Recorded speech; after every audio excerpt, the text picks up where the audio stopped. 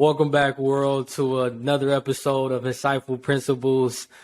Today, I have a special guest on the show that I'm excited to have a conversation with, Jakoby Mckaye. Definitely a great friend of mine. We actually both worked within the same company back in 2016, 2017, around that time. We worked in the auto financing industry, and it was a great experience for myself. I know Jakoby, he's still actively in the industry, mostly on the management side, but he has a lot of great experiences. Almost 10 plus years working in the banking and the finance industry. And in this video, we're really going to discuss the business surrounding the auto finance industry, but then we're also going to go into why you need to have a plan for your life and go over why personal development is so important, and also why you need to have multiple streams of income, and why you need to not depend on one stream of income. So you're definitely going to get a lot out of this video, from how to manage your credit effectively. When it comes to purchasing a car, you're going to get an understanding of what are some of the major auto finance companies evaluating when it comes to approving customers for an auto loan, as well as some of the factors that determine your loan payments. So we'll go into that, and then we'll give you a blueprint on just focusing on a plan for your life and really focusing on personal development. So with that being said, thank you, Jakoby, for coming on the show. I'm glad that you're here. Thank you, Kevin. I appreciate that, man. You say 10 years, you make me sound old, man. I forgot how long I've been in the business. I know. No, I mean, it's good though. It's nothing but, wisdom, man. So, I definitely always appreciate your expertise. So, yeah, man, I'm glad. Kevin, I'm here to help, man. Anything for you, brother. Anything for you. I appreciate you.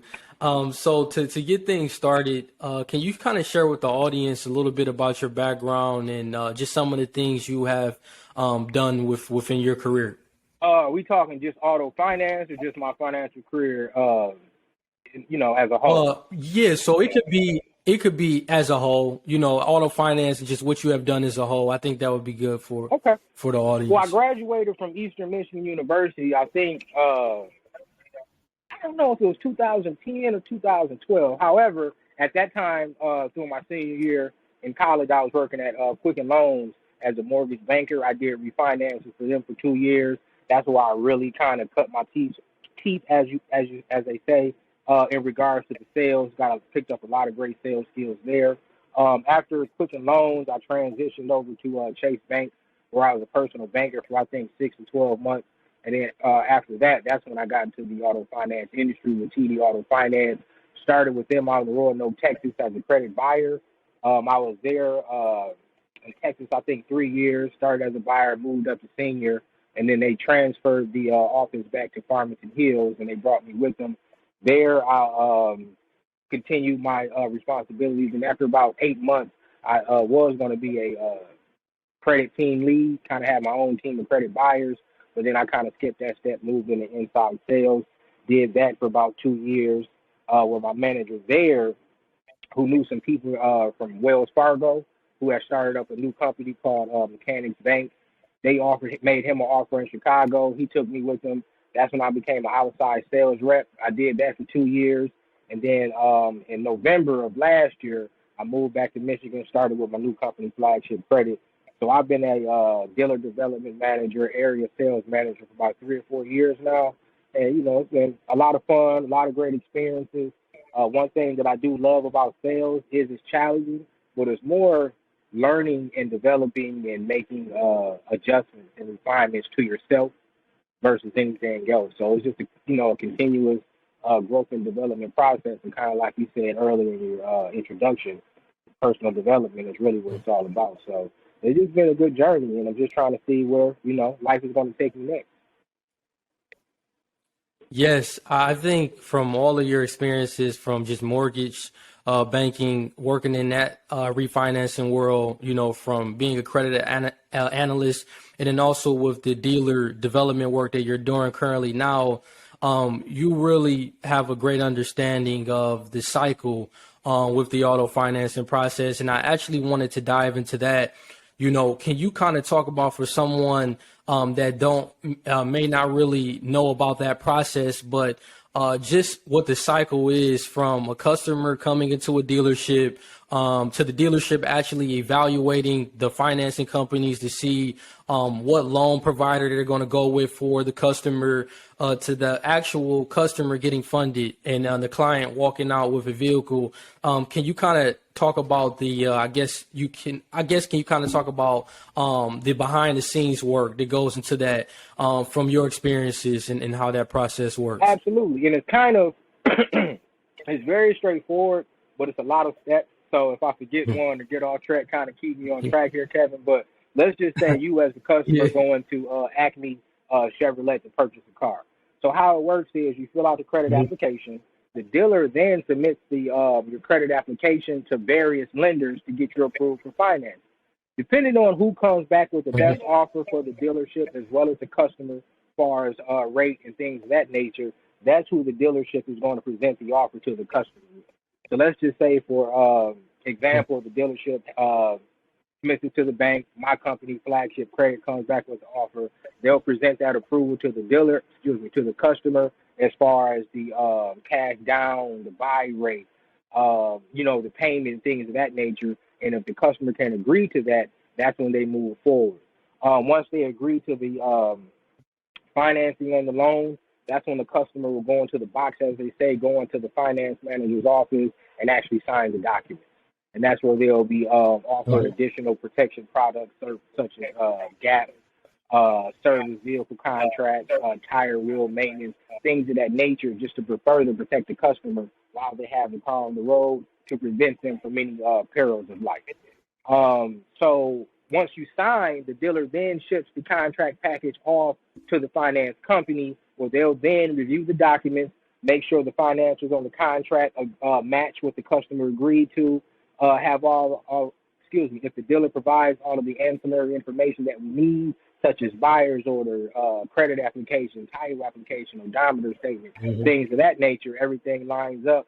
Depending on the individual lender's funding process, some lenders, now like the company I work at now, I do special finance, as they call it, secondary or subprime. Part of our process is to complete a welcome call, where we'll reach out to the customer and just verify some of the information on the contract, and we'll also do a verification of employment. We'll reach out to the employer just to verify things from that end as well. So, once the dealer sends in the contract package, it's just pretty much making sure everything matches up to what we agreed upon at the approval. Once we pass that step, the bank go ahead and funds the dealer their loans. The customer has the car. Everybody's happy.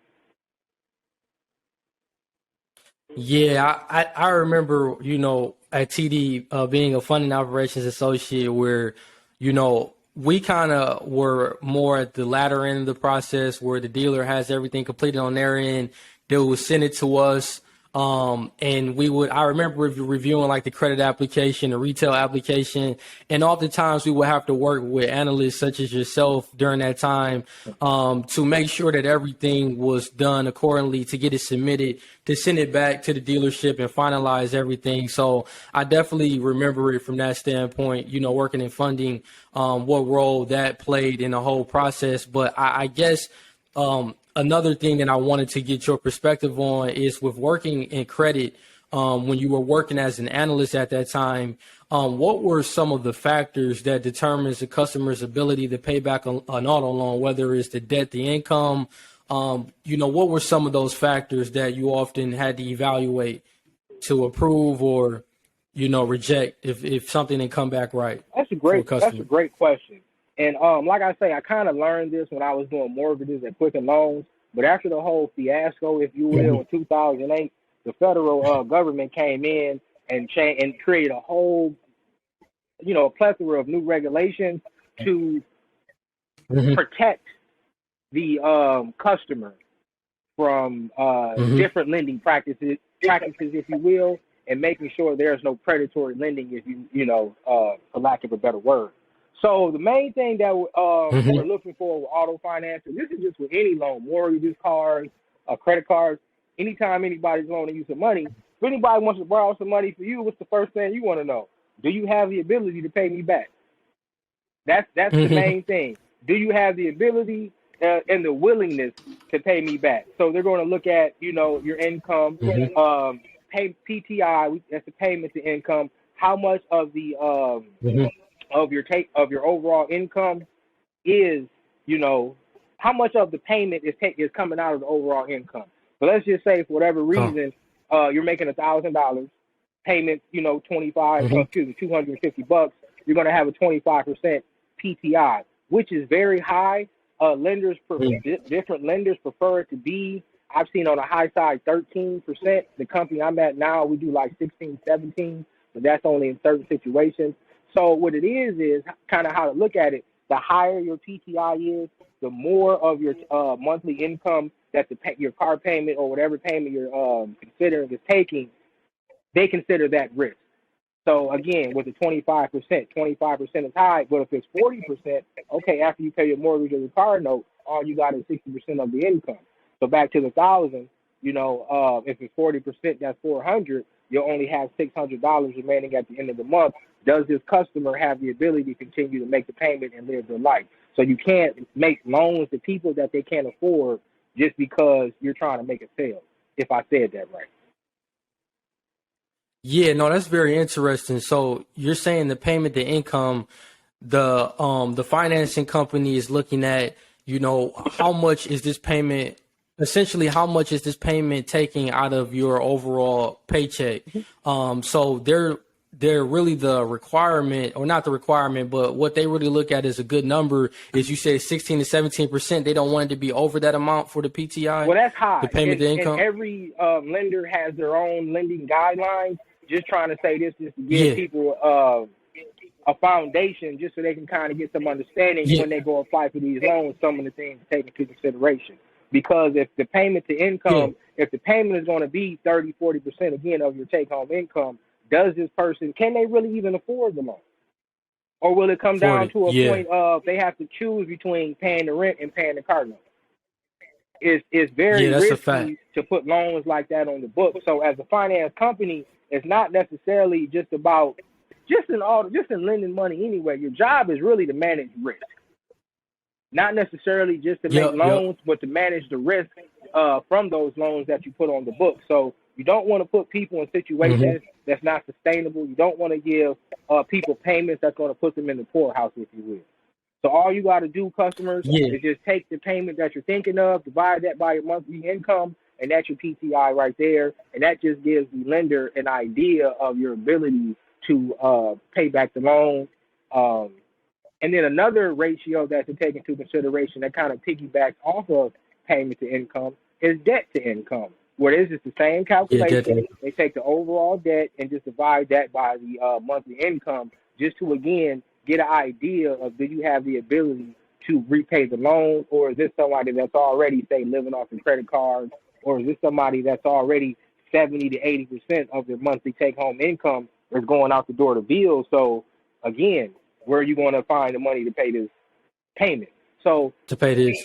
Yeah, because again, you don't want to just that make makes a lot of loans. sense. You want to make loans that are going to perform. You want to make loans that are going to Yeah, perform so the customer's happy. They have a good experience. They can, talk positively about you in the community. You just you just all around just want to just try to do good business, do the right thing, and lead with your integrity. And the government has put a lot of yeah. regulations in place to kind of ensure that lenders do just that.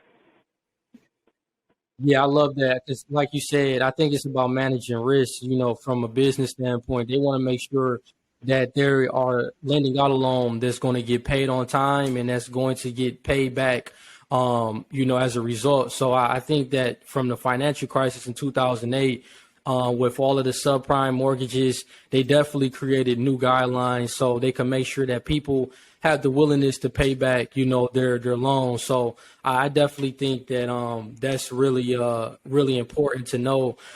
So would you say that when it comes to a person getting a favorable auto loan on a vehicle, that it really is going to come down to that PTI, the payment to income, and then the debt to income on if they're going to get approved or rejected, and of course, like their credit? Are those like maybe three of the factors that can determine if a person is going to get a favorable loan on a vehicle? Good question. Uh, It kind of depends on what you mean by favorable. The credit score, the Yeah. FICO score, the PTI, the DTI is more or less going to help the customer get approved, get an approval, Okay. right? And then when we go on and talking about what type of approval, that's when again, we're managing risk. That's when the overall risk of the loan is taken into consideration. What's my collateral look like? What's the Hmm. age of the collateral? What's the mileage? What's my loan to value? You know, and then Hmm. they take in other considerations as far as the customer's credit. Do they have history of handling a similar payment, or is this a big jump for them? Is this somebody that just only has Yeah. credit cards and now they're trying to get a $30,000 auto? Or is it somebody that is kind of established some credit, some history of making those type of payments, and they're just kind of walking their way up? Every deal is different. It's always a case-by-case basis, but again, just the overall risk. So the stronger the credit, the more financially stable you are as far as, having the ability to repay the loan when it comes to PTI. Lower the PTI, the better. Lower the DTI, the better.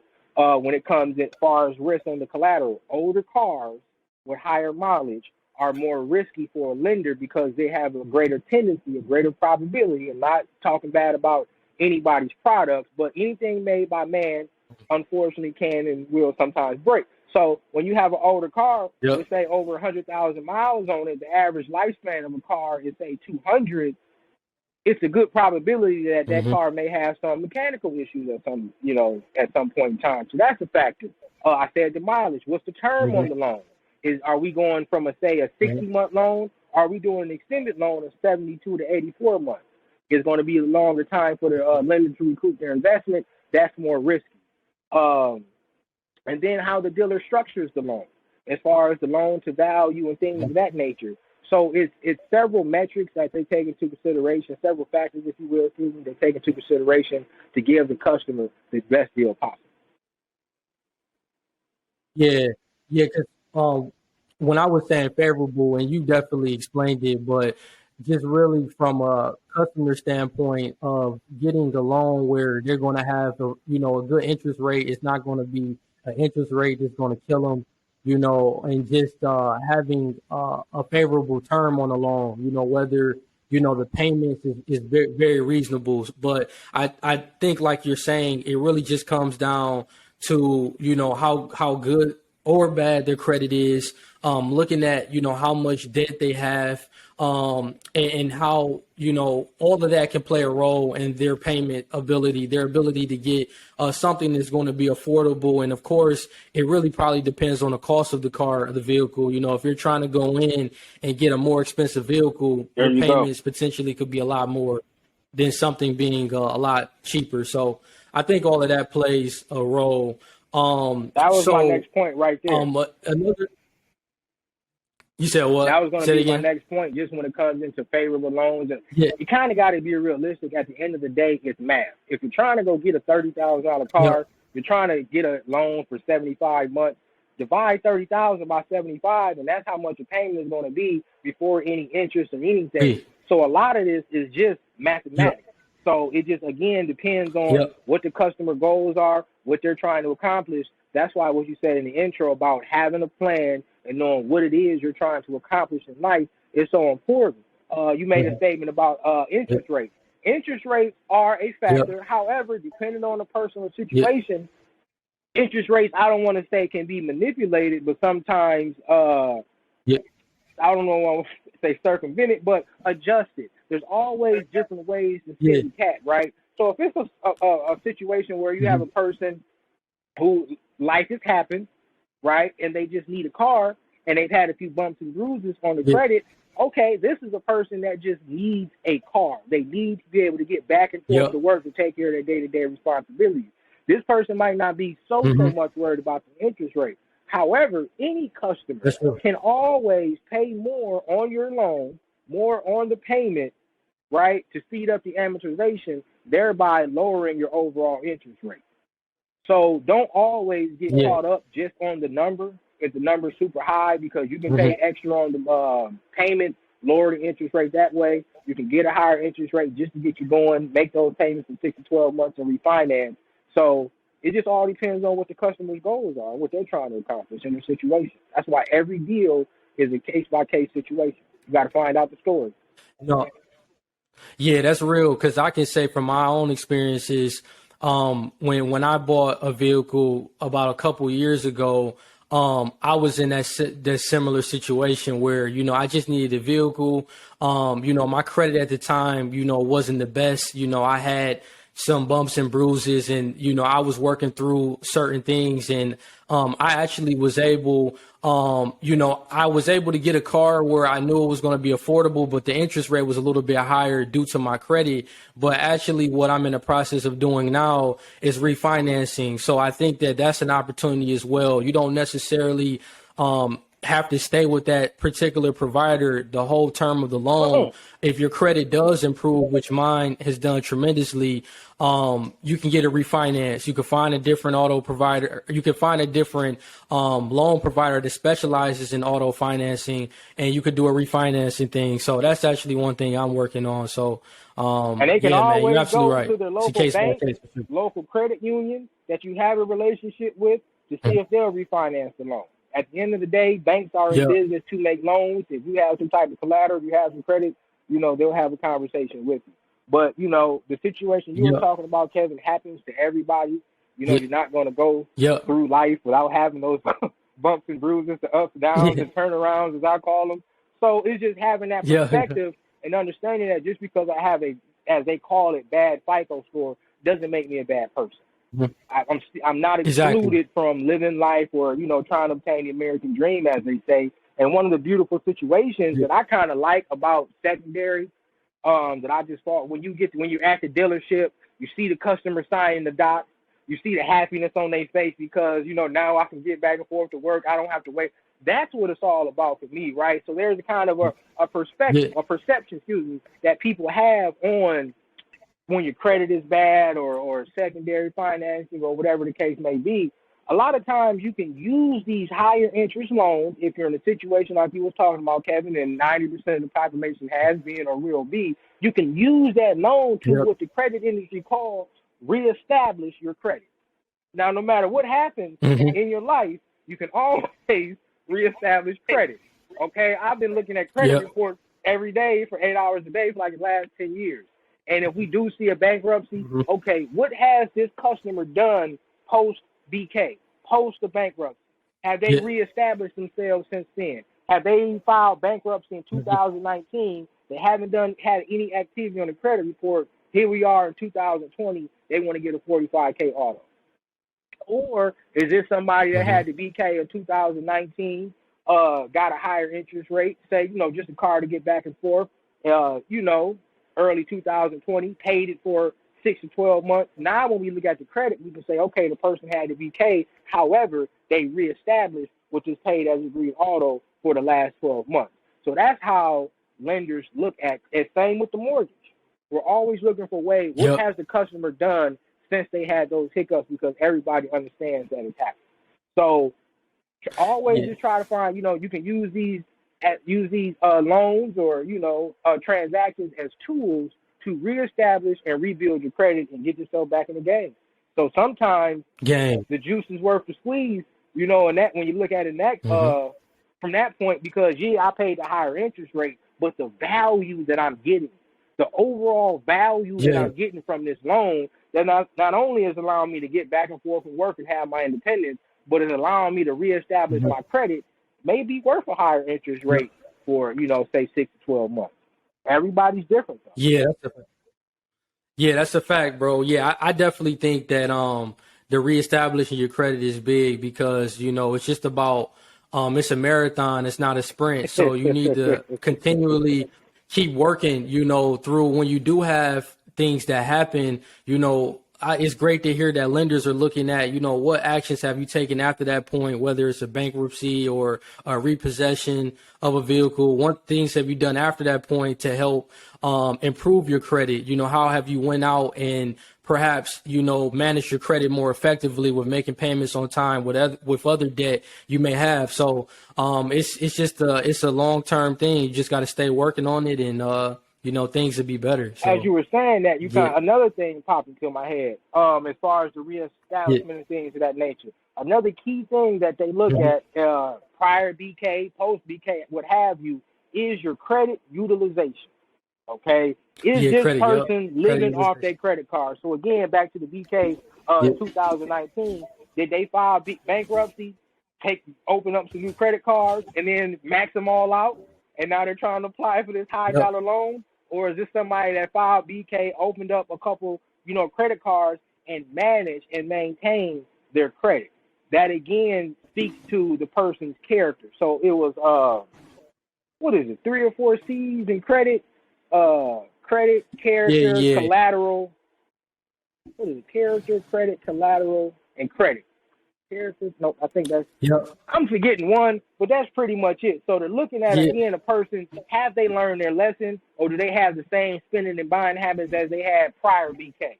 So again, these banks, lending institutions, they're in business to make loans. Okay, they're not in business to say no. Yep. So they're always trying to find ways to say Mm-hmm. yes. The customer just have to help them find ways to say yes. So these are just some of the things that they look at to say, hey, the customer's reestablished, they're in a better position, we want to extend some credit to them. So just be careful about high credit utilization, getting payments that you can't afford, and things of that nature. Yep. Yeah, man, that's the thing. It's just about managing your debt effectively. You don't want any type of debt where your payments is just going to be where you're not able to really live off of after you made your payment. You're just pretty much struggling to take care of whatever other bills you have. And I think the credit utilization, I read that you typically don't want it over 30%.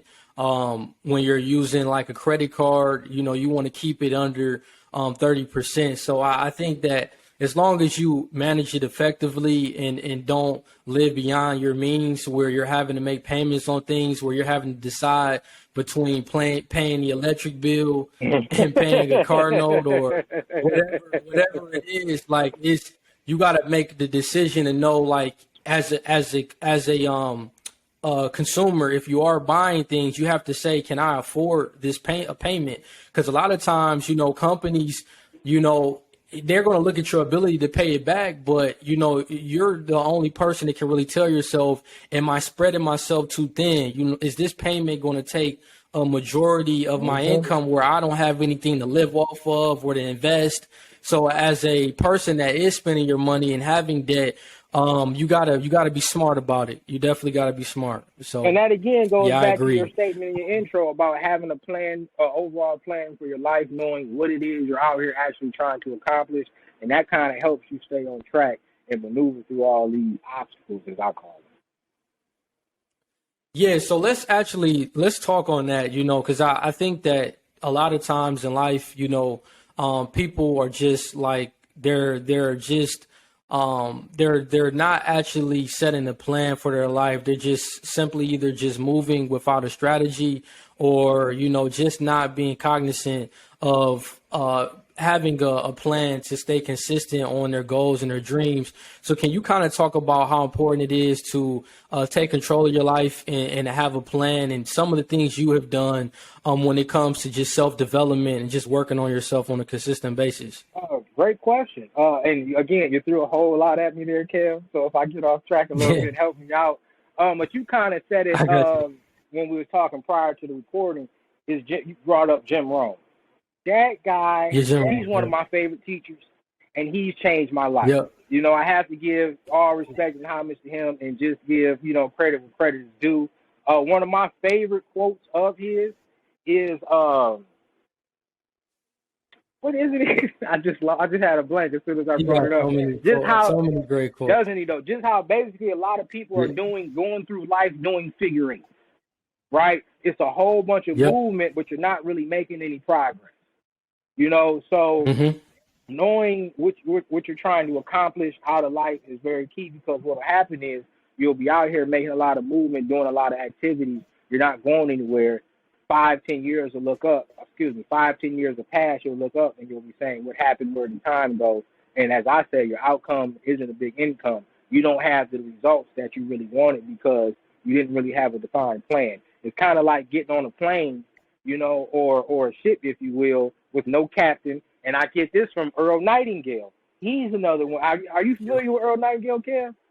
Yeah, Okay. definitely. Yep. Earl 90. Yep. His example Yep. about getting on the ship with no captain, no crew, or anything like, as he say, if you even make it out of the harbor, you're going to end up on some deserted island somewhere, you know, versus Mm. getting on a ship with a captain, a crew, with a defined destination. They have the plans and know exactly where you're going, you know, 9,999 times out of 10,000, you're going to make it to your destination. So it's just having a plan, just keeps you on track and keeps you away from making decisions that actually deter you from your overall goal. Kind of like you were saying about people going in and getting the cars with the car payment. Yeah, of course. You want to make sure you get a car you can afford. But in my humble opinion, the real question is, does this car and car payment allow me to achieve my overall goals? So just because Yep. a lending institution approves you for a $600 payment doesn't necessarily mean, as Kevin said, you know, that's going to help you put your best foot forward and put you in the best position to make progress. Because if you spend the six, how much money do I really have left over at the end of the month? And this is how lenders are looking at it when we go back to, like I was talking about earlier, with the payment to income and debt to income. So I just think, you know, going through life, like for me, when I started out, my whole thing, I just want to make some money. I just want to try to improve my situation. Then it was, I want to keep moving up the ladder in corporate America and getting this and doing that, blah, blah, blah. But after 10 years, you really kind of look at it and then you sit and think like, okay, I gave 10 years and what do I really have to show for it? And I think that's with any investment, because that's what all of this is. You're investing your time. I think that's the real question with any investment that you make is, am I satisfied with my return on investment? And I think really the only way to be satisfied with your ROI or achieve the ROI is knowing what exactly return on investment you as an individual are looking for. Because Kevin's goals are going to be different from Jakoby's goals, going to be different from his goals, they're going to be different from her goals. So it just all depends on and knowing what happiness is and what people are trying to accomplish for themselves in life as individuals. And I think that'll keep you away from running up a bunch of credit card debt, getting payments that you can't afford, and just really just wasting. I hate to say that, but wasting your number one commodity, which is your time. You can get money back, but you can't get back the time. So you kind of got to look at that. And am I spending my time in ways that are going to help me build the lifestyle that I want for me and my family? And one thing that I found the hard way after my experience, life is bigger than the job, you know? So don't go I used to work with a guy at TD Auto Finance, used to always tell me that I don't live to work. I work to live. And at the time, I was so caught up, and I still kind of am to a certain extent, I was so caught up in my dream, my you know, desires of moving up the corporate ladder, you know, and I made this mistake several times.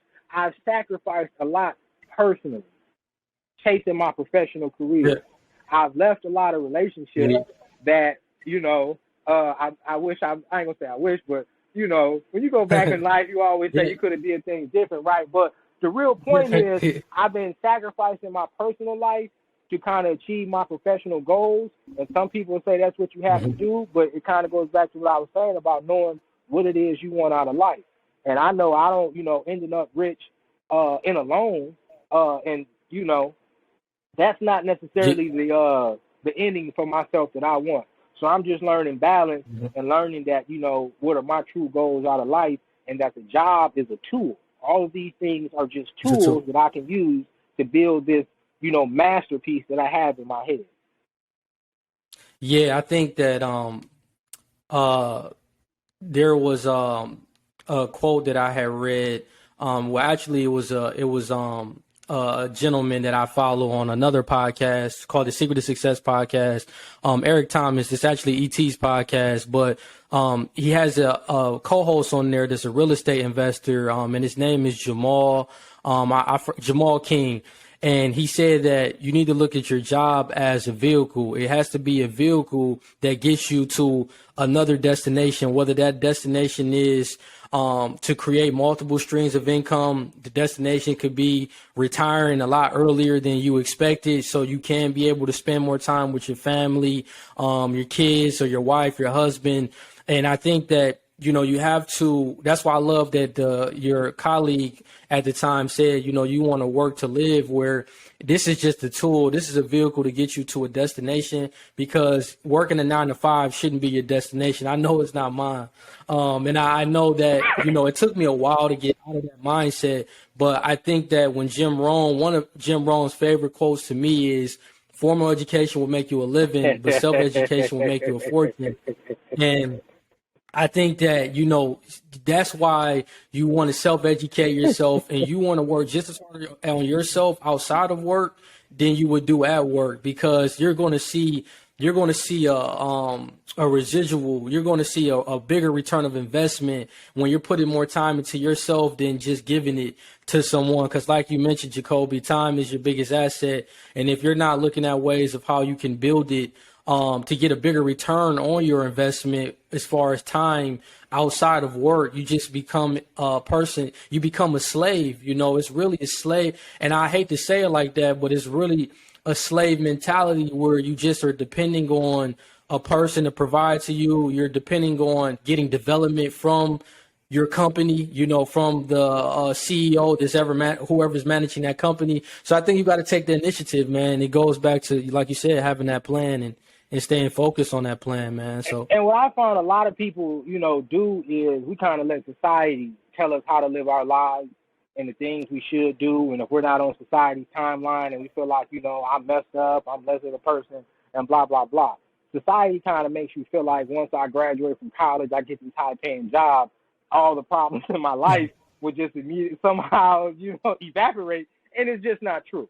It's so far from the truth, right? You'll get all that and you'll still be miserable if you haven't figured out who you are as a person.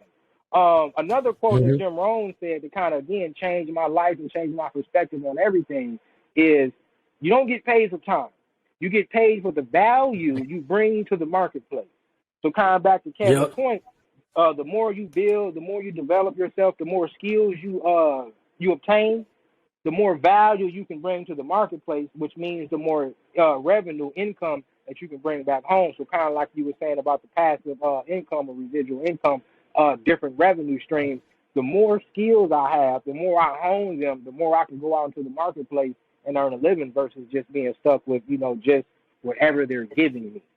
And me personally, I have a huge problem with that. I can't go my life just accepting what's been given to me. I'm going to make it, create what it is that I want. So I think that's that again, but back to having a plan, and knowing what it is you're trying to accomplish out of life. And kind of another Jim Rohn quote that I love Jim Rohn. One of the things he said is make a goal, set a goal to become a millionaire, not for the $1 million, but for the person you have to become to acquire the $1 million. That's where the true value is. And that's what I learned the hard way in life. Excuse me. That it's not about what you get out of life. It's more important about who you become. And I think once we start to ask, and I'm not trying to get too psychological here, but I think once we start to ask ourselves in lives, well, not only who I want to become, but more importantly, who I am now and what steps do I need to start taking to move towards that goal, it really kind of opens up our eyes and gives us a better perspective on ourselves as well as the world. Because until you get to know yourself and figure out the person you really want to be, it's kind of hard to figure out, okay, but what makes me happy? Or what makes that person happy? Or what is this person's values, morals, and things of that nature? So I think a lot of that is just a domino effect of starting with ourselves, knowing who we are as individuals, and everything comes as a result of that. So kind of like Rohn say, it's about the person you become, that you must become to accomplish these goals. That's the real value out of life, not accomplishing the goal itself. Because you can make $1 million and lose it 10 times over. But the experience, the information that you acquire through those experiences are priceless. Not only because it helps me build a fortune, but I can tell it to Kevin and he can go build him a fortune. Kevin can tell it to his friends, they can go build them a fortune. And this is just really how life should work. Yeah, man. It kind of reminds me of the notion, if someone gives you $1 million, you're not going to know how to make it yourself. You're going to lose it quickly because you don't know yourself how to make $1 million. But when you actually have the knowledge of making it, your own. If you were to lose it, you know how to get it back. And I think that goes back to the process. I think, one thing I love about Jim Rohn is he's a person that is so focused on personal development where you don't blame outside circumstances, you don't blame your environment, you don't blame people, you don't blame your job. He's so focused on what are you doing as an individual to get to the next level. What are you doing to accomplish your goal? What's the person that you need to become to do whatever in life? And I think that the process and the skills that you obtain in that process is what's the beauty of it, because you're going to learn so much about yourself and you're going to be able to accomplish whatever you visualize. But when you have these materialistic goals and you don't really have a process of how to get there, it's not nothing substantial with that. It's not anything that's going to be long term with that. So I think that yeah, man, Jim Rohn is one of the GOATs, man, when it comes to personal development. And I actually wanted to get your perspective on just what are some of the things that you think about when it comes to like passive income. We've talked about throughout this, podcast on how having one stream of income is you want to kind of get out of the mindset of just depending on one stream of income, because if something were to happen, yeah, it's limiting. If something happens, then you're out of luck. So it's like, what have you kind of done to like psychologically, change your mind frame when it comes to saying, okay, I got to have more than one stream of income? Well, I think it's all awareness. You know what I mean? Having awareness that I need multiple streams of income. And I think that just really comes from self-development. The more you learn, like you says, the more you earn, the more you know that's out there, and the more opportunities that you have to generate more income. And that kind of goes back to self-development, building yourself up. You'll have the confidence that, okay, I know these opportunities out there, and I actually feel like I can go accomplish them. So I think that's huge. Yeah. And some of the things that I've done to kind of build myself up is life is Jim Rohn said it. I hate to keep saying Jim Rohn, but he said it. A few things he said that kind of changed my life. One is everything in life is a study. Whatever it is you want to learn, you can study it. Kind of like you say, you have a can't plan. A can't have a can plan. Whatever it is, if you want to learn about wealth, it's a study. If you want to get healthier, it's a study. You want to improve your credit, it's a study. You want to improve your relationship, you can study these things to become more proficient at them to get a better outcome. Another thing that he said that I always took with me is that he's a student of life, and so am I. Just understanding that life is a continuous learning process, and having the awareness that, I know a lot, but I don't know everything, and I don't even know what I don't know. So you always want to be in a position where you're trying to take in new information, learn new things, because, again, we get paid for the value we bring to the marketplace. So it's just being aware, looking for those things, knowing what it is, what is my plan, and what are some of the things that I can use my talents for to create passive streams of income. So one of the things that I do. Right. No, go ahead. Oh, no, you can finish. Just one of the things that I do, because I've learned throughout my experience, that I have people like my personality and I communicate well. So I'm trying to find different ways that I can generate additional revenue streams doing things that I already know how to do and I'm very good at. So one thing I'm thinking about is maybe public speaking or trying to. That's solid. And we were kind of talking about this prior to hitting record. In the grand scheme of things, one of my goals is just developing yourself. I'm just at the point in my career, in my life, where it's like, I want to get myself out of the position to where I always have to work to make my money. I think as long as you're in that situation, I don't care how low or high you are on the totem pole, as long as you have to keep that hamster wheel going to, make things happen, you're always just on the hamster wheel, and that thing will eventually become your prison. So that again goes back to like we was talking about, having a plan for your life and knowing what it is you want, because, okay, cool, yeah, it's nice to have the big house, the nice cars and all that, but it comes with a high price tag, high mortgages and high dollar car payments. Now, a lot of people put themselves in situations where they have to keep a job that they hate, and they can't really venture out and do different things because they have to keep that hamster wheel going. They got to keep the bills paid because they put themselves in a situation where your monthly outflow is significant, and there's not really a lot of wiggle room there. So this conversation is so vast, Yeah, you know, but man, again, you having a speaking plan, now, man. well, it's experience, be just trying to be this whole, come from be as truthful and wholehearted as I possibly can, man, because it's life. And like I say, it's a horrible feeling for anybody to put 5, 10, 15 years or something and realize this is not going to get me where I want to go. For me, Mm-hmm. I had to realize the corporate ladder, this ladder, whatever it's leading nowhere. Okay? It's leading Mm-hmm. absolutely nowhere. So you have to figure out Mm-hmm. what it is you want out of life and make a defined plan to really get there. So knowing Yeah. that I don't want to say greater aspirations because a nice house and a car is something that we all want, but I think knowing what Mm-hmm. value, knowing what value is for each individual is important. And I might have to sacrifice a little bit now to get what I want later. What I'm learning in life is Yeah. I value my freedom. Okay? And Mm-hmm. I value being able to get up and look forward to my day, not having to get up and say, I got to go deal with these people because I got to pay the bills. And when you put yourself Yeah. in a situation where your rent is basically higher than you can afford, not being disrespectful, Yeah.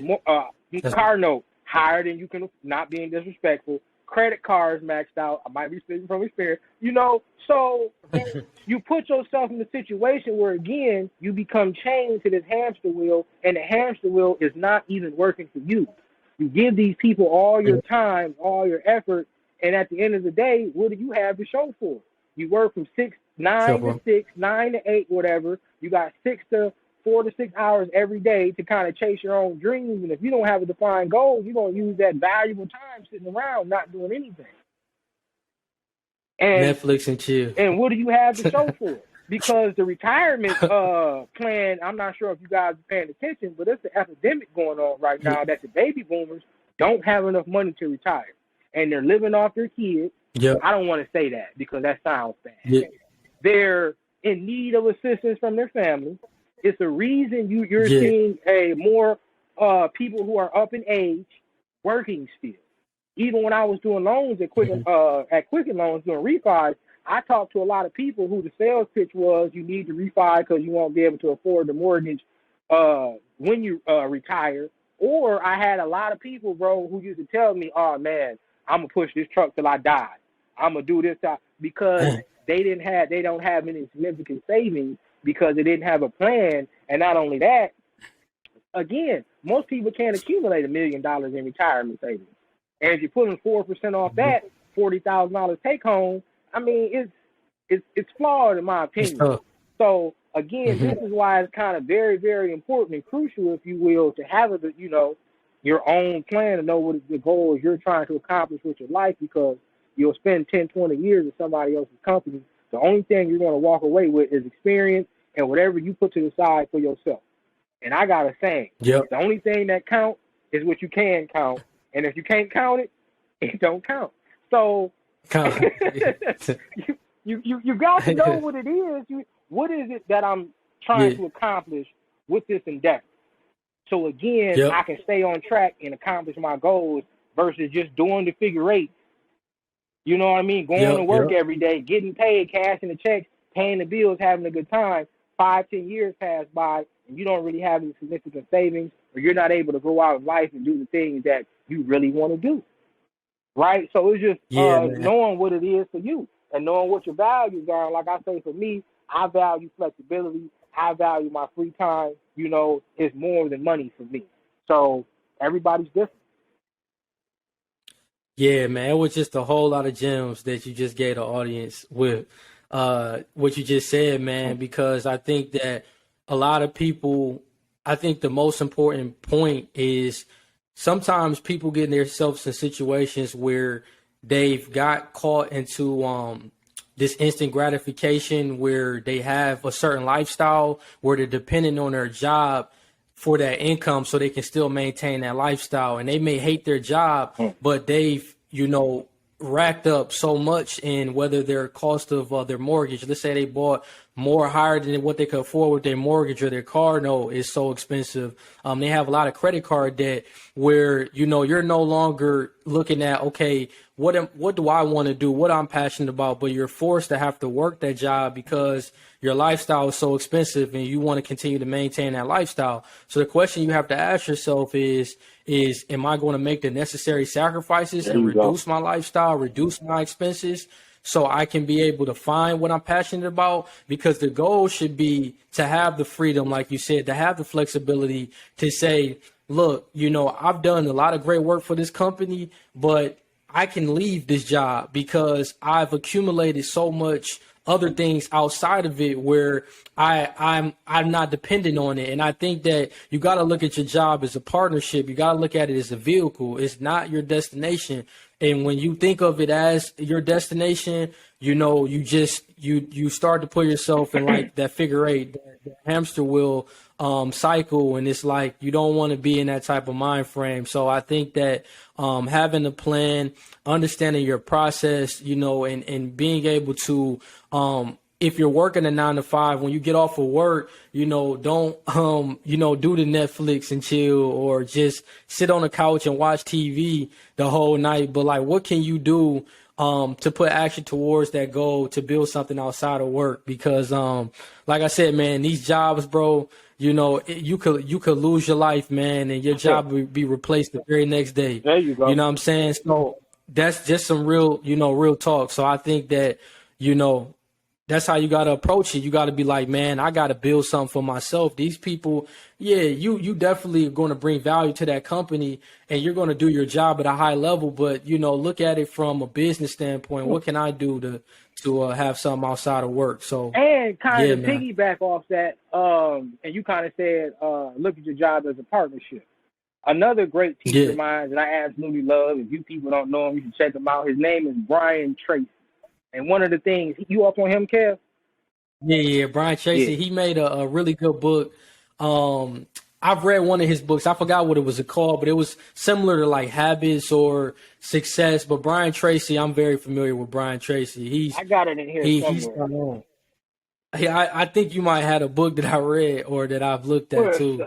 But he is, man, okay. Brian Tracy, he's really a person that talks a lot about self-development and being able to have those habits that you need, because that's the important part of the whole journey to accomplishing your goals and your dreams. Is your habits are direct, it's predicated on the success that you have. I thought I had the book, but bro. yeah, I definitely, yeah, it's a few of Brian them. Tracy. It's a few of them by Brian Tracy, and I'm not sure if I made my point. But one thing Brian Tracy said is you really want to look at your job, not necessarily. Yeah, it's a partnership. However, a lot of people feel like the company is your employer, when you should look at it as the company is your employee. Okay, you're your own business.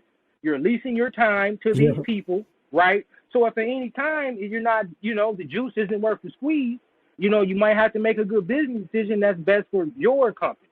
And I think, again, having a perspective and awareness of looking at things like that, kind of makes all the difference. So one of his books that I love, it was Change Your Thinking, Change Your Life.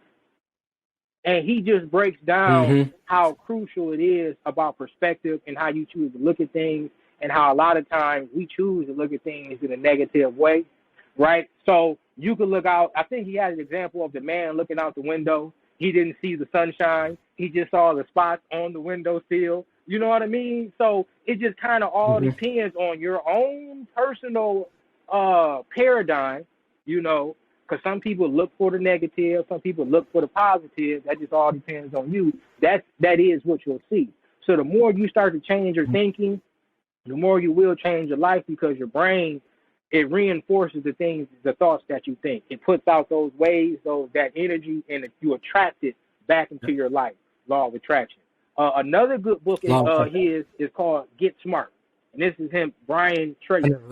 Oh man, I haven't read down a lot. You may be able to find a lot of these books on YouTube. You may be able to even find an audio book on YouTube that you can listen to. And another secret I got from Brian Tracy is make your car right? Again, using your time to get the most bang for your buck. Make your car a mobile classroom. So I go see car dealers all day, right? And in between my visits, my 5, 10, 15, 20-minute drives, whatever, I have some type, back to what you were saying, self-development. I have some type of educational, more so than motivational, like Jim Rohn said, Yeah. You start with education, not motivation. You take an idiot, motivate them. Yeah. You just got to motivate an idiot, right? So That's a funny quote, man. But it's That's true. funny. But it's true. Yeah. So I always Yeah. have, some type of educational information. I might listen to a Brian Tracy lecture, Jim Rohn. I might be looking at my man Napoleon Hill right here. And those 5, 10, 15, 20 minutes will add up. And over 3 to 6 months, you're investing so much time into one thing, and it's the learning curve. Anything you invest yourself in, you're going to become more proficient at it, right? And you eventually accumulate enough time to where you kind of took a college course in this one thing. So kind of back to everything is a study, okay? I used to study the human body. I got a lot of books up there, and so I'm right, and I'm listening to it, and I'm getting information that I wouldn't otherwise. I kind of got off topic here because we got to talk about all my teachers. Oh no, you good. But and this is, and before I go, this is another one. I'm not sure if anybody's seen this one. Oh yeah, The Richest Man in Babylon. Yeah, it's a classic, bro. Again, The Richest Man in Babylon by George. What's the author for people that's probably listening? It's George Clausen. George Clausen, The Richest Man in Babylon. Yeah, that's a classic book, bro. That's a classic. I would encourage. That's a classic. I wish I had my collection. I got my collection around here somewhere. I got this but building your own personal library. And it's a lot of information out there, and your library, the information you pass on is going to be your biggest gem to anybody, because like we were saying earlier, you can give somebody $1 million, but if I teach you the formula to be able to go out here and generate your money, or just to be successful, you can go out to the world and create whatever. And I believe that's the power that God has ordained us with. We just don't know about our infinite abilities, and we always look for an external source when the answers are all inside. But that's another story. It's all inside. No, man, that's all. I love talking about that, because I think that God has He's blessed us so much internally, where we've been made, uniquely designed from our Creator, Jesus Christ Himself. So, we have more than the capabilities to accomplish this life where there's such a law of abundance. And I think that a lot of people, they look for these external things, where the Lord has blessed you with the intelligence. He's blessed you with the skill set and the ability to accomplish whatever you have outlined for yourself. It's just a matter of you recognizing that and walking in your purpose, man, that God has outlined for you. So it's funny. Yeah, man. It's funny you say that, man, because I listen to Les Brown a lot too when I need the motivation. Les Brown. I use Les and Eric Thomas and people of that nature for my motivation, and then I got people I use for the information. But one thing that information. I forgot that quick, Kev. What was you saying, man? Because how we have already what we need inside from our Creator, the way the Creator has made us to accomplish what we want in life. That's what it was. And I'm not going to say it verbatim. But one thing Les Brown says is, people always wait for God to come save them, or some source upon high to come out of the heavens and save them and change their life. And he always said, God sent you to be the solution, to fix the problem. Yeah. God sent you. He sent the solution already when He sent you down here. So it's no need to wait on an external source when, again, everything is inside, and you just got to tap in back to the original point of why I think knowing yourself and knowing what it is you want out of life are so crucial. It really is it's everything. So important, man. Yeah, it really is. It really is. You got to know yourself, have that self-awareness, and, walking in the vision, man. Walk in your vision and be confident, because, don't have any limited beliefs and thinking that you can't accomplish it, because it's more than enough out here for us all to get it. It's just about you putting the steps and having the habits, having those consistent habits of getting there, and you'll get there, so. And yeah, man. Understanding how things work, and everything in this world is about energy. And I can't remember if it was Rohn Brian Tracy or Bob Proctor, who's another good one person that I Yeah, listen to. Bob is the one. He be talking a lot about the law of attraction and the energy. Bob Proctor. It's true. So I probably Yeah. got it from him. And one thing he said that kind of always stuck with me is look at things as a merry-go-round. Anything is what they call it physics, right? You always need more energy to get something going, right? Than you will to maintain it. So just like a merry-go-round, we all been kids. You run around and spin it. Yeah. When you first think about it, when you first started, it takes so much energy to run up and get the merry-go-round going. But once it's spinning, what do you have to do? Just keep tapping it. Just keep tapping Yep, it. it's automatic. That's it. Yep. But that's life. Yep. And it's a law. Yep. Just like the law of gravity. So back to learning curve. So anything you invest yourself in over time is going to get easier. Anything that, back to you saying about what you want in life, the main thing is to get started and just get that energy moving. And then eventually you'll create some momentum to where it's, you're just doing maintenance at that point. But the main thing is to get started. And a lot of people like to wait till all the stars, the sun and the moon, is all aligned and everything in life is perfect. It's just not like that.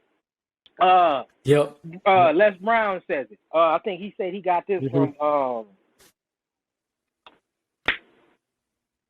Norman Vincent Peale. And don't quote me, I think he said that. But Les Brown did say, start where you are with what you have, because what you have is more than enough. Okay? And that is true. And what I find, life really boils down to a constant battle of your will versus the circumstances. Which one is bigger? Who's going to prevail? That's a fact, bro. So that's a and I think that again goes back to knowing self values and things like that, because I personally don't see any challenge greater than me. So when I meet life adversities, I never feel like, and I'm not trying to say I'm super perfect, this is experience and knowledge. It's not that I can't accomplish anything. What are the steps I need to take to accomplish it, and know how long it's going to take, and then set your mind to go to work on that. And like Brian Tracy says, have sniper-like vision. Have your goals, prioritize them, A, B, C, D, whatever. Focus on the main one. Like Jim Rohn say, don't minor in major things. Don't spend major time on minor things. If you make a list of 10 goals, Pareto principle, 2 of the 10 are going to be as value as the other 8. My opinion, figure out the one that's going to get you the most bang for your buck. And like Tracy say, have sniper-like focus on that and don't do nothing else but focus on that. And just like with the merry-go-round, you're going to create that energy that's going to propel you towards that end. But again, until we sit down and write out the 10 or write out our goals or whatever it is I'm trying to accomplish, it's hard to have that intentional focus to get the outcome that we want, because as they say, reap what you sow, law of attraction, you get out what you put in. If I'm meandering, if I'm putting in 50%, there's no way I'm going to get 100 out. Yep, you're right. Man, that's so big, bro. It comes down to the amount of effort that you're putting into the goal and really staying precise, having that sniper-like vision where you're just intentional and deliberate, and you're not trying to do a multitude of things. You're just focused on one thing, and once that's accomplished, you move to the next thing on the agenda. So I think that all of those guys, man, from Jim Rohn to Les to Brian Tracy, to Eric Thomas, those are guys that I've listened to for a long time. To Bob Proctor, I think that you got to have, like what me and Jakoby is saying, the education, the self-education of what we're discussing is so important, because you have to feed yourself ways to get these new insights so you can be able to become a better person. And in result, you'll be able to impact and help other people and bring more value to the marketplace. So that's why audiobooks is so important, reading is so important, and just staying educated. So, yeah, man, I really enjoyed this convo. But I want to piggyback on. I don't want to cut you off, but I think it's important that this is said about Kevin. Yeah. Or not about Kevin, but to piggyback off what Kevin said, just about the audiobooks, the following all these people, and all of that is fine. But as they say, Mm-hmm. When people say knowledge is power, and that's only a half truth. Knowledge and action is power. You can No. listen to all these people. Yep. You can read all the books. You can, but unless you're applying this information and you're very intentional and disciplined and consistent with it, you're not going to get the results that you want. There is no secret. There is no tricks. It's just really just, as they say, just stand down for your crown, knowing what it is you want, staying disciplined and moving towards that. So I don't want anybody to think that, hey, like I said earlier, I get $100,000 job. Okay, my life is perfect. Well, I'm going to read this book. Everything is all fit. You still have to go out and apply the information. You're going to have your challenges, but that's why knowing who you are is so important, because when you meet these challenges, you'll have the internal resources, the intestinal fortitude, as they say, to be able to overcome it. So yep. You're right, man. You can go ahead. No, I didn't mean to cut we were you going to off. say the exact same thing. Applying the information is everything. So just start small. Apply knowledge. Start small, one step at a time, and go from there. And one thing I learned, the first step for anything you want to do is making a decision that is what I want to do. And once you do that, the world will start getting out your way. Different opportunities and ways you can accomplish that will start to present themselves to you. But the first step with anything, losing weight, getting your credit right, getting your financial stability together, getting your personal character together, which I believe is higher than anything, is making a decision of this is what I want out of life, and I'm going to make a conscious decision to go towards it. So. Yeah, man. I really enjoyed this conversation. It was so much valuable information that you've just applied and discussed throughout this whole convo. So I wanted to just the last thing here is, how can the viewers or the listeners just connect with you on any social media, LinkedIn? How can they kind of reach out or get in touch with you? That's a good question, man. And thinking about putting myself out there a little more. The best way to get in touch with me is you can find me on LinkedIn. You can see all my credentials, my background, anything.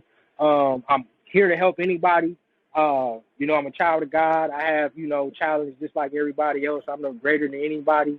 And if you ever look at somebody that you feel like, is on a certain level, I think I told Kevin this one time, don't do that. These people just have more experience. They got started on the road before you. So don't compare your chapter 1 to somebody else's chapter 27. If you can get there as well if you put in the effort. You can find me on LinkedIn. Yep. Reach out. I'm here to help anybody or answer any questions. I got a lot of experiences with mortgage, auto finance. I have a finance degree. So just financial questions in general. You can find me on LinkedIn. My name is Jakoby, Jakoby. Last name is Mckaye, Mckaye. Send me a friend request. Send me a message. I'm here to connect, grow my network. We're all in the same hustle. We're all in the same grind together. So let's come together and help each other out. It'll make everybody's day a lot better and the world a much better place. Yep, I totally agree. And thanks, Jakoby, for sharing that. I'll definitely put his LinkedIn information in the show notes. And if you can continue to like and subscribe and share this video, that's greatly appreciated. Also, if you're listening on the podcast, please leave a review. It definitely is very helpful. And whenever I can hear how this content is impacting other people, I definitely take that very seriously. So definitely leaving a review is helpful. And you can also rate and you can subscribe to the podcast. I'll put all of my Linktree information in the show notes so you can connect with me on my social media outlets, and also supporting my Patreon channel that I have, where I'm creating exclusive content on that platform. But I did want to tell you, Jakoby, thank you so much for coming on the show. I really enjoyed your time, man, in the conversation. Likewise, man. Kev, how we do, man. Anything for you. Before we go, man, I want to take maybe 3 to 5 more minutes of your time. I didn't realize you've been on here for over an hour, man. It actually got good. But to kind of help our listeners out, because this is something I've been thinking about, and maybe you could provide some insight with your experience. Just where the world is going as a whole, I'm not sure if everybody's paying attention, but this AI is going to take over. So it appears to me, say it again. Artificial intelligence. The robots, Yeah. man. They got robots at restaurants bringing in serving food, buzzing tables. It's crazy. Yeah, So it seems like in the it grand is. scheme of things, a lot is going to be digital, right? You're going to need to have some type of digital product. A lot of people, such as myself, think about starting YouTube channels, think about starting podcasts, just about so they can get themselves and their information out to the world. You had the courage to step out on faith and do that, Kevin. So, what were some of your thoughts? How did you get started in that process? And what's kind of the passion behind you doing what you're doing? Oh, I love that. Yeah. So for me, man, I actually started the YouTube and the podcast in June of 2020 in the midst of the pandemic. And I was trying to, with a lot of the downtime I had at the house, I was just really trying to find something that I was passionate about, but also how I could bring the maximum value to people. And I think that, one thing that I love to do is, not only educate myself on different topics in financial literacy, investing or just personal finance. But I think the best way that you can learn something is by teaching it to others. So that's how I like to use this platform is, with me working in the industry, working in financial planning, I want to be able to take those skill sets that I'm learning to educate people that may not understand about, how to invest in the IRA, individual retirement account, or how to properly allocate their portfolio to manage their assets accordingly and to be able to balance risk and volatility, or just anything from the smaller topics.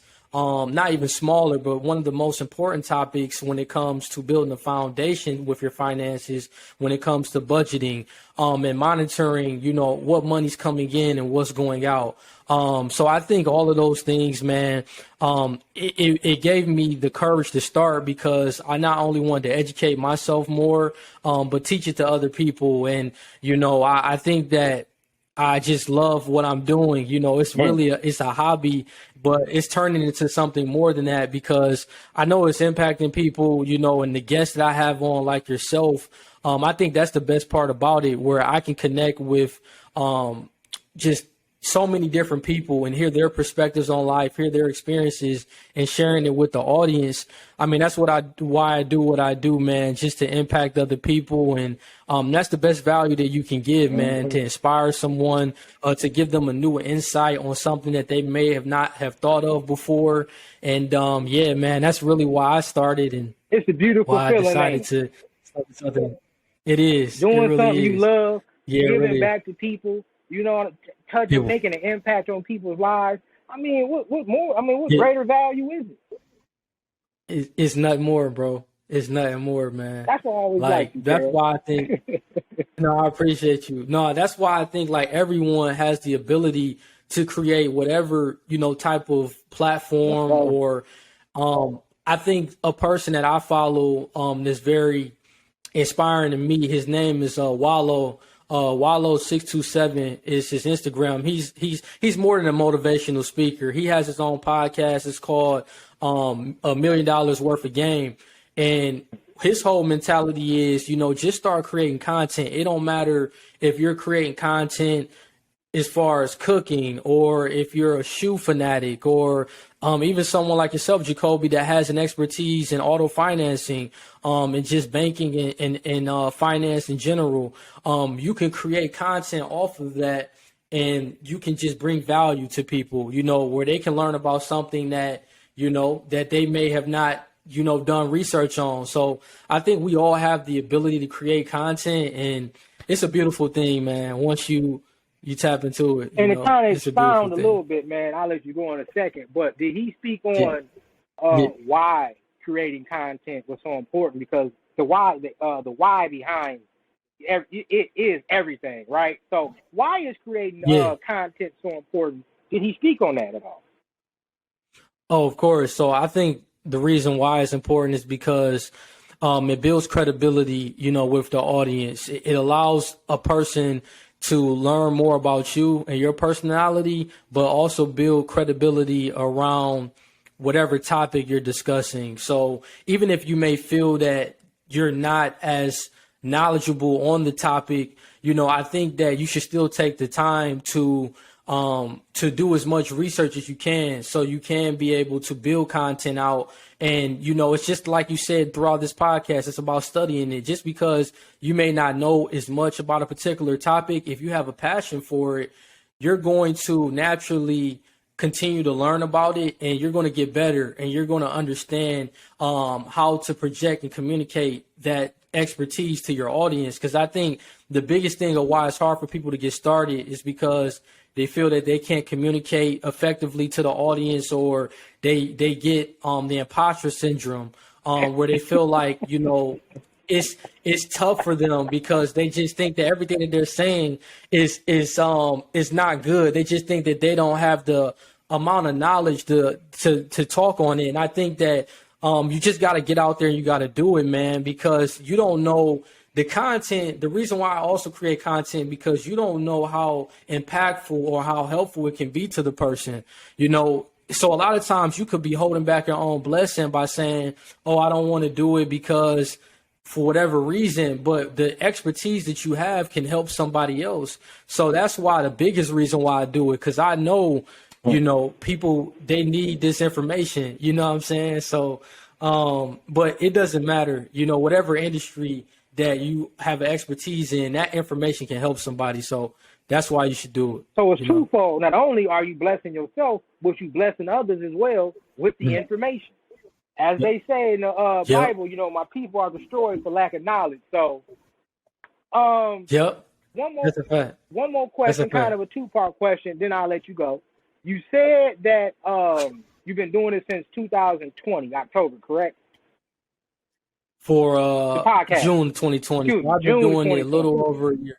So with that being said, with your experience, with the information you have now, if you had to start over, would you do it over again, and what would you do different? Yeah, I would definitely I would definitely do it over again, because I've loved everything about the journey. It's just I've met so many great people as guests on the show, and just the amount of one thing that's been very impactful for me is I've been doing more research on things in the financial world that I may have not have done in the past. I'm intentionally trying to find different topics, and it is making me become more knowledgeable because I'm having to read, I'm having to research, and I know I'm going to actually be speaking on it. So I want to make sure that I'm perfecting my craft, and that I'm making sure that everything that I'm explaining to the audience is from information that I have done the research on. If I could do one thing different, man, I honestly would say, the only thing I would say I would change is getting my, probably getting a mic a lot faster. Some of the equipment things, I probably would have reached out to more people, that were already in the industry and trying to figure out what's the best type of equipment to use, editing software, different things like that. It kind of took me a while to figure out what was the best equipment for me, from a mic, from the editing software, and the audio platforms that I use. But honestly, man, I wouldn't change it, because that's part of the growth, man. That's part of learning and being able to deal with the punches and figure out, okay, the trial and error, dealing with the trial and error, figuring out what works, what doesn't work. So honestly, if I had to do it again, I'll do it all the same way. And it's been a grind, but I love it. It's been nice, man. Cool, man. It's been nice for sure. Well, I'm proud of you, man. It's been nice. I'm so happy to see your trajectory, all the progress you made over the last couple of years. I remember when you left TV, you went to Florida, I believe it was, and now you out there in Texas. You know what I mean? So for me, man, it's humbling to see young, hardworking men, such young, hardworking, honest men such as yourself, out there putting their feet on the pavement and putting one foot in front of the other and putting in the work. That's why I have so much respect for you. That's why I'm always here for you, no matter which way life takes us. You can always reach out to me, man. I'm going to always be there for you, bro. Oh, me too, man. I thank you so much, bro. Same with you, bro. It's just, yourself being a person of character and integrity.